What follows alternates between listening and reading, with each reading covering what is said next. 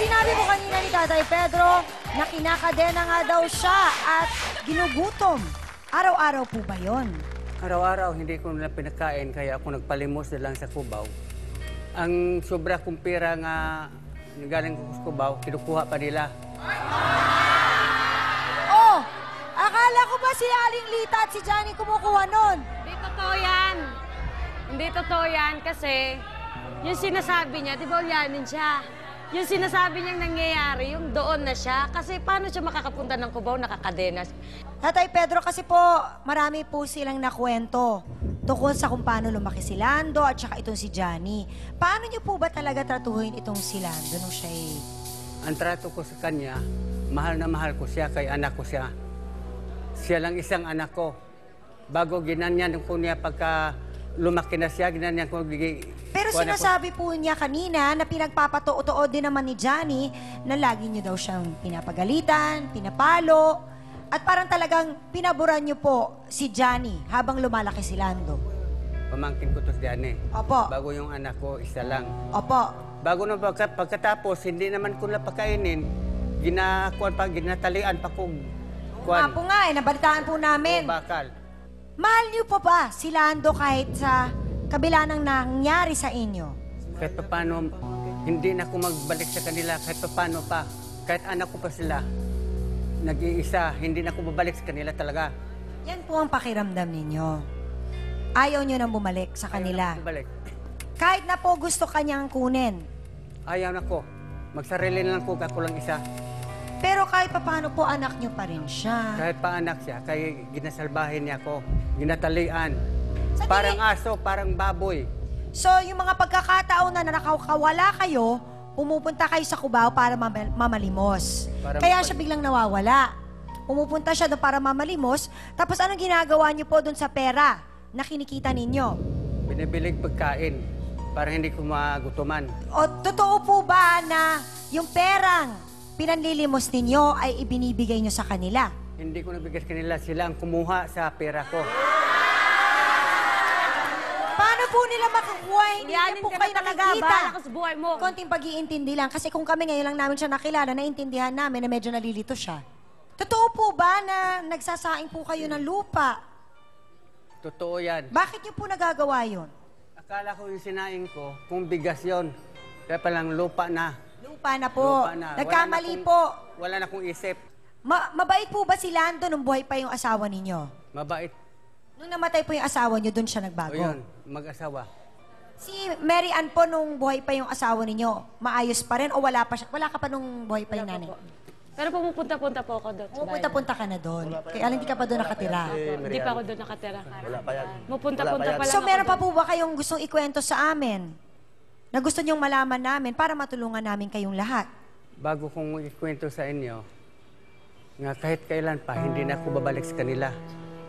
Kahit sino pa, dito, umalis na lang ko sa kanila para nga sa Cubao lang ko magpalimos para makakain ako, pambilig pagkain, lagaw-lagaw na lang diyan sa mga sa tabi ng kalsada.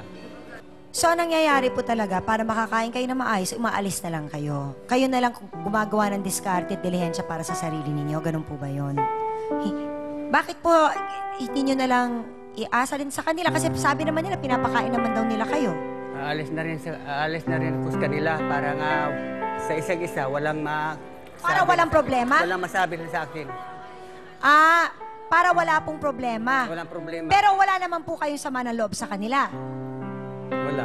Wala naman po. Ayaw nyo lang po magkaroon ng problema. Kaya gusto nyo po. Pero pag umalis po kayo, saan kayo pupunta? Kahit saan lang, matanda naman ko, kahit saan lang ko Saan po kayo kalabo-labo. matutulog? Sa mga tabi-tabi lang sa kalsada, kung walang ulan, pwede ka rin makatulog sa tabi ng kalsada. Pero kung umulan, maghanap ka na magsilungan mo. Gusto ko pong malaman, kanino pong bahay ang tinitirhan ngayon ni Lando at ni Mary Ann? Sino pong may-ari ng bahay na yon? Akong may-ari. Okay, alam na natin ang kwento. Ang tinitirhan nilang bahay ay bahay mismo ni Tatay Pedro. Oras na para sa usawan. Ano ba ang gusto malaman ng ating mga sausawero, Hans? O mga kasawsawan, baka merong gustong magtanong, may gustong sabihin. Alam mo, mas masarap nga at mayroon ka pang nakikitang tatay sa tabi. Ako, wala akong magulang, wala akong nanay. Ni ultimo, ang mga tiyahin ko na inalagaan ko rin sila at pinakisamahan at ginawa ng bote, pero hindi nila ako pinakisamahan ng mabuti. Pero pinakitaan ko pa rin ng bote dahil ang Diyos na ang bahala. Kung ano ang ginawa mo sa kapwa mo, yan din ang gagawin sa'yo. Hindi ko rin naman gustong gawin yun eh. Kaya lang, kung ganyan naman siya. Hindi, alam mo, ang pagsisisi na sa bandang huli. Ha? Walang anumang pagsisisi na nauna. Sabihin mo na lang na hindi mo kinikilalang ama. Kapwa mo na lang. Parang kapatid.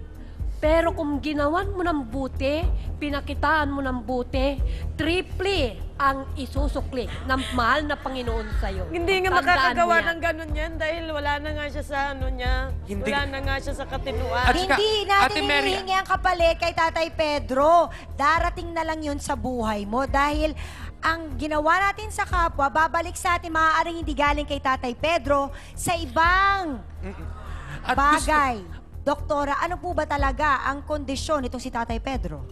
Meron naman po tayong tinatawag na senile dementia.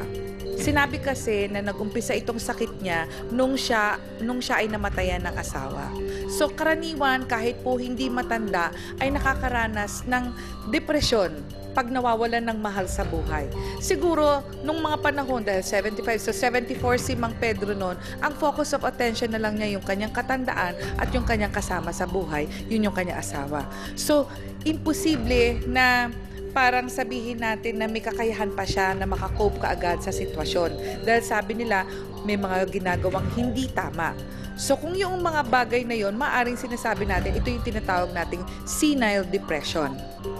Dahil kasi pag sinabi mong kaakibat yung senile, ibig sabihin 60 up na ano, so ito yung ganitong klaseng depression. Pero yung sinasabi kasi na nagluto ng lupa na akala niya bigas, tapos nag-fecal painting siya, maaring nag-level up na yung depression. So, ito na yung tinatawag nating senile dementia kasi meron ng mga pagkakataon na may lapses yung mga ginagawa niya pero aware pa rin siya eh. Dahil nung tinanong mo at yung sinabi niya, opo, ginawa ko to.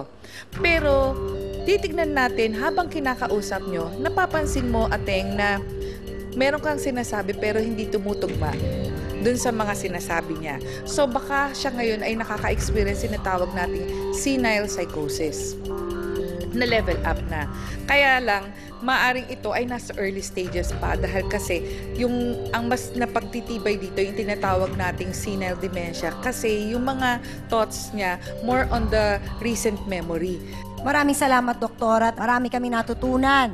Nagmamalasakit sina Lita at Johnny kay Tatay Pedro dahil sa maling pagtrato daw ni Lando at Mary Ann dito. Pero bakit iba naman ang sinasabi ng dalawang ito? Ikwento ninyo ang mga nalalaman ninyo. Fe Perez at Gertrudes Haliorina. Pasok!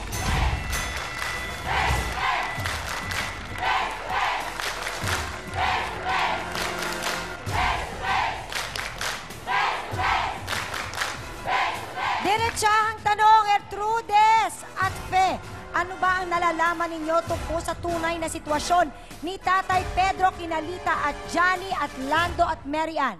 Tinali nila si Tatay Pedro sa bahay nila ni Mary Ann.